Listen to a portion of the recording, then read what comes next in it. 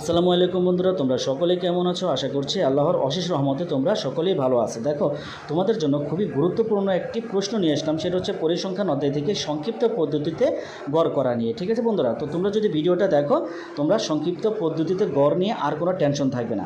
তো মনে রাখবে বন্ধুরা, সংক্ষিপ্ত পদ্ধতিতে গড় করতে গেলে আমি তোমাদেরকে বোঝানোর জন্য এখানে অঙ্কটা দিয়ে রেখেছি।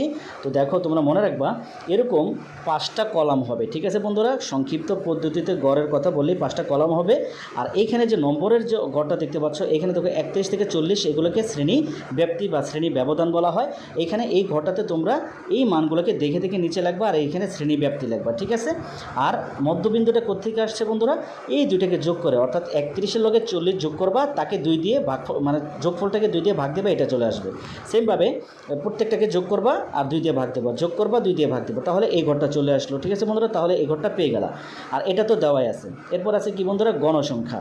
গণসংখ্যা কোনটা? এই যে শিক্ষার্থীর সংখ্যা নিচে যেটা দেওয়া আছে সেম এটা দেখে দেখে তুলবা এখানে। ঠিক আছে বন্ধুরা, আচ্ছা এরপরে ধাপ বিচ্যুতির ঘরটা কীভাবে করবা মনে রাখবা বন্ধুরা। অনেকেই এই জায়গাটাতে শূন্য দেবে নাকি উপরে শূন্য দেবে, এটা নিয়ে একটা কনফিউশনে পড়ে যায়। তো তোমাদেরকে একটা কথা বলি বন্ধুরা, তোমরা যদি এই ঘরটাতে শূন্য দাও না আর এই ঘরটাতে শূন্য দাও না, মান সেমই হবে, এটা নিয়ে ভয়ের কিছু নাই। তাহলে তোমরা কীভাবে কী করবা?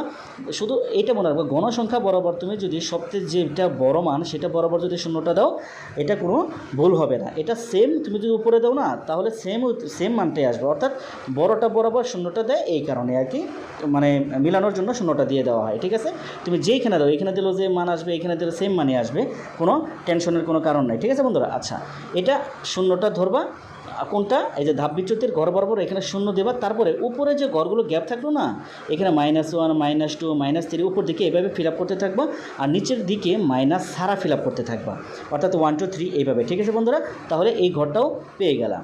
আচ্ছা এরপরে দেখো, এই যে দেখতে পাচ্ছ গণসংখ্যার সাথে যে তুমি FI একটা দিছিলা চিহ্ন, তারপর ধাপ বিচ্যুতিকে দিছিলা EY, অর্থাৎ এই মান ওর মান, এই দুইটাকে এগুলো সবকে গুণ করে দিতে হয়। ঠিক আছে, এগুলো গুণ করে করে এই মানগুলো বেরোবে। ঠিক আছে বন্ধুরা, ঠিক আছে, এগুলো সব কিছু এভাবে গুণ করে দিলে এই মানটা বেরোবে। আশা করছি বুঝতে পারছো। এখন পরবর্তী ধাপ হলো, এখানে দেখো মাইনাসের যতগুলো মান আছে। ঠিক আছে বন্ধুরা, দেখো বন্ধুরা, এখানে একটা মাইনাস হবে 12-র আগে, তোমরা মাইনাসটা দিয়ে নিবা। এখানে 12-র আগে একটা মাইনাস হবে, এই যে যেমন 3 4 12 হয়েছে, আর এখানে মাইনাসটা আছে। ঠিক আছে বন্ধুরা, তাহলে কিন্তু এখানে আমাদের কি হয়, মাইনাস কিন্তু থেকে যাচ্ছে। ঠিক আছে, তোমাদের যে কাজটা করতে হবে, অর্থাৎ এখানে কিন্তু তোমরা 12-র আগে মাইনাসটা দিয়ে নিবা। ঠিক আছে বন্ধুরা, এই যে 3 4 12 হয়েছে না, অর্থাৎ এই মাইনাসটা এর সাথে টাইপিংয়ে আর কি পড়ে নেই। ঠিক আছে, আচ্ছা দেখো, এইখানে তোমাদের কি কাজটা করতে হবে, সবগুলোকে এখানে মাইনাসের যতগুলো মান আছে সবগুলোকে একসাথে করবো, অর্থাৎ যোগ করে দিবা, সবগুলোকে যোগ করবা।